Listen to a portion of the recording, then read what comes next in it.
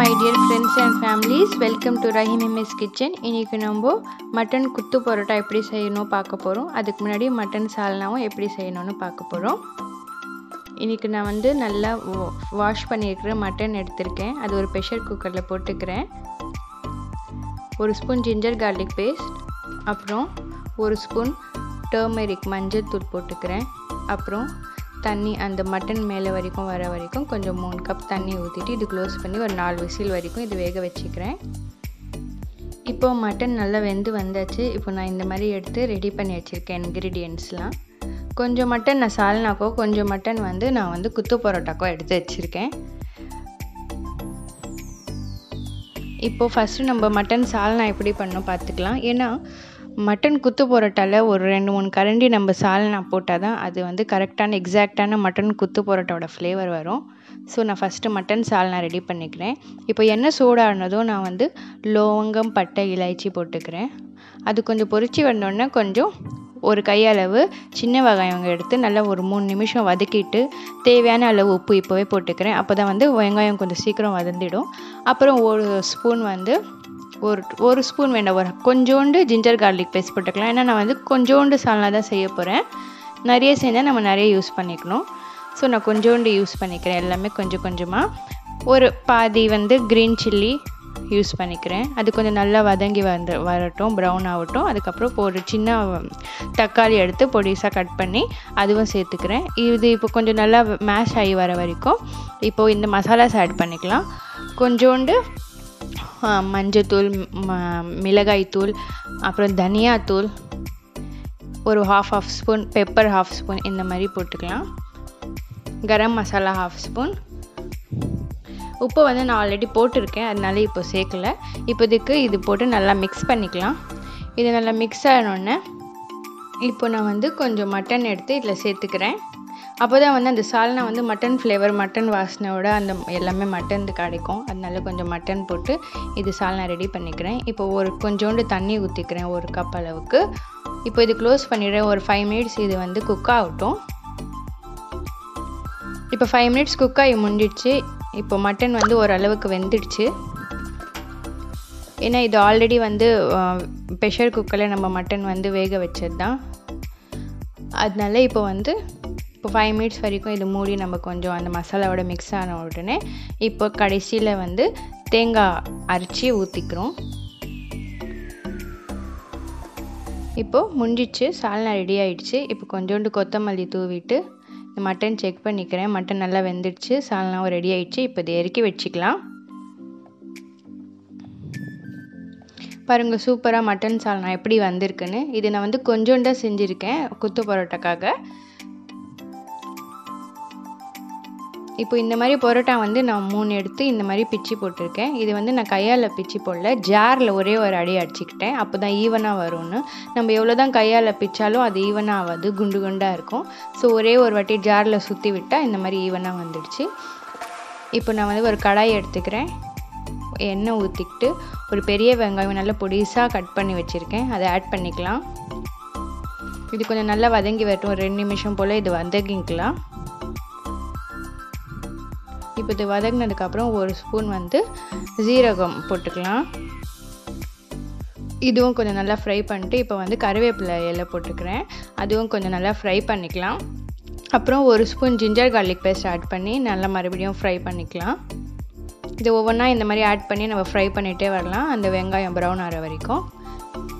இப்போது ஒரு green chilli போட்டு மறுபடியும் இது மிக்ஸ் பண்ணிக்கலாம். இப்போது ஒரு டொமேட்டோ நல்லா பொடிசாக கட் பண்ணி அதுவும் ஆட் பண்ணி மறுபடியும் கிளறிக்கிறேன். இப்போது வெங்காயம் நல்லா ப்ரௌன் ஆகிடுச்சு, அந்த டொமேட்டோ நல்லா ஸ்மாஷ் ஆகிடுச்சு.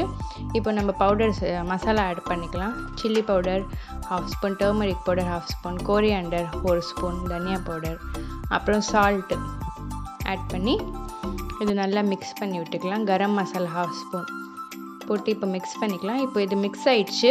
இப்போ நடுவில் இந்த மாதிரி கேப் விட்டு நம்ம முட்டை ஒடிச்சு போட்டுவிட போகிறோம். நான் இன்றைக்கி 2 முட்டை எடுத்து ஒடிச்சு போட்டுக்கிறேன்.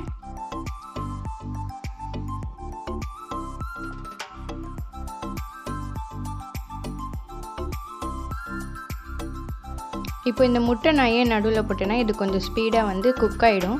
இந்த முட்டையை நம்ம டிஸ்டர்ப் பண்ண வேணாம். கொஞ்சம் அது குக்காக ஸ்டார்ட் ஆகிறதுக்கப்புறம் இது லைட்டாக இந்த மாதிரி கருவை மட்டும் மெல்லிஸாக கொஞ்சம் கொஞ்சமாக மிக்ஸ் பண்ணிகிட்டே வரலாம். ரொம்பவும் போட்டு நம்ம மிக்ஸ் பண்ணால் அது வந்து ரொம்ப பொடிசாகிடும், முட்டை அப்புறமா காணாமல் போயிடும். ஸோ அது கொஞ்சம் கொஞ்சமாக நம்ம வந்து பண்ணிக்கலாம். இந்த மாதிரி வரணும், முட்டை தெரியணும், அப்போ தான் நல்லாயிருக்கும் கடிக்கு சாப்பிட்றப்போ. இப்போ ஒன்றுலே நம்ம ரெடி பண்ணியிருக்கிற அந்த பரோட்டா பீசஸ் எடுத்து ஆட் பண்ணிக்கலாம். நல்லா ஈவனாக இருக்கும் எல்லா பீசஸும். இப்போ இது மிக்ஸ் பண்ணிக்கலாம். கொஞ்சம் இந்த மாதிரி மிக்ஸ் பண்ணதுக்கப்புறம் நம்ம ரெடி பண்ணியிருக்கிற மட்டன் ஆட் பண்ணிக்கலாம். நீங்கள் கீமாவும் ஆட் பண்ணிக்கலாம், இல்லை நீங்கள் வெறும் வந்து சிக்கன் போடுறீங்கன்னா சிக்கனும் ஆட் பண்ணிக்கலாம். இது ஒரு வாட்டி நல்லா மிக்ஸ் பண்ணிக்கிட்டு நம்ம ரெடி பண்ணியிருக்கிற சால்னா எடுத்து இப்போ போட போகிறோம். நல்லா உதிரியாக செப்பரேட்டாக அழகாக வந்திருக்கு. அந்த முட்டை, அந்த மட்டன், அந்த பரோட்டாலாம் சூப்பராக அழகாக தெரியுது செப்பரேட்டாக. நல்லா இந்த மாதிரி வரும்.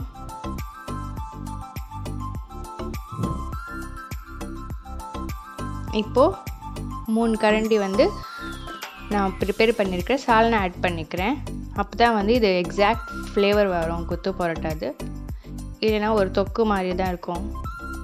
ஸோ இந்த மாதிரி நம்ம சால்னா போட்டு, நான் இது சும்மா ரொம்ப குத்தலை, இந்த மாதிரி லைட்டாக குத்திட்டேன். ஏன்னா நான் ஆல்ரெடி அழகாக தான் மிக்சர் ஜாரில் ஈவனாக வந்து கட் பண்ணி எடுத்திருக்கேன். லாஸ்ட்டில் வந்து 2 to 1 ஸ்பூன் பெப்பர் போட்டுக்கோங்க. அப்புறம் கொஞ்சம் கொத்தமல்லி போட்டுக்கோங்க. நீங்கள் வேணும்னா கருவேப்பிலையும் நல்லா போட்டுக்கலாம். இப்போ இது ஒரே ஒரு வாட்டி நல்லா கொஞ்சம் மிக்ஸ் பண்ணிக்கலாம்.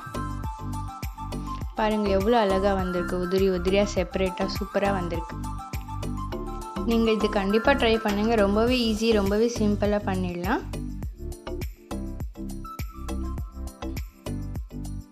இந்த ரெசிபி உங்களுக்கு கண்டிப்பாக பிடிக்கும் நான் நம்புகிறேன். எல்லோரும் ட்ரை பண்ணி சாப்பிட்டு எனக்கு கமெண்ட்டில் சொல்லுங்கள் எப்படி இருந்துச்சுன்னு. இன்னும் நான் வேறு ரெசிபியோடு உங்களை மீட் பண்ணணும்னு ரொம்ப ஆசைப்பட்றேன். இப்போ இது ரெடி ஆயிடுச்சு, நம்ம ஆஃப் பண்ணிடலாம். இப்போ அழகாக பிளேட்டிங் பண்ணிடலாமா?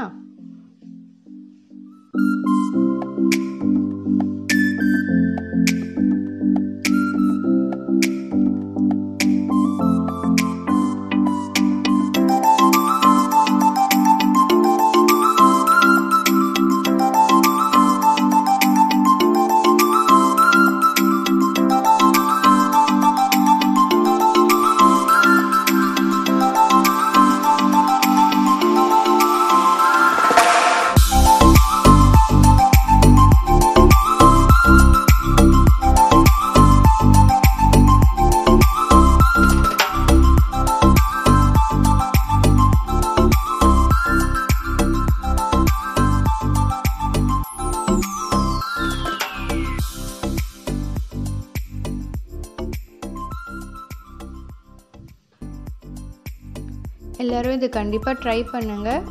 ரொம்பவே ஈஸியாக, ரொம்பவே சிம்பிளாக செஞ்சிடலாம். வீட்டில் செய்யலாம், ஹெல்த்தியாக செய்யலாம். ஓகே, இது ரெசிபி பிடிச்சிருந்தால் லைக், ஷேர், கமெண்ட், சப்ஸ்கிரைப் பண்ணுங்கள் ரஹிமே கிச்சனுக்கு. அதே மாதிரி ஃபேஸ்புக், இன்ஸ்டாலேயும் என்னை ஃபாலோ பண்ணுங்கள். நான் டிஸ்கிரிப்ஷனெல்லாம் உங்களுக்கு வந்து நான் லிங்க் எல்லாம் உங்களுக்கு டிஸ்கிரிப்ஷனில் கொடுத்துருக்கேன்.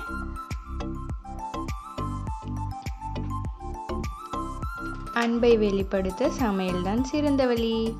Keep supporting Rahimays Kitchen. Thank you.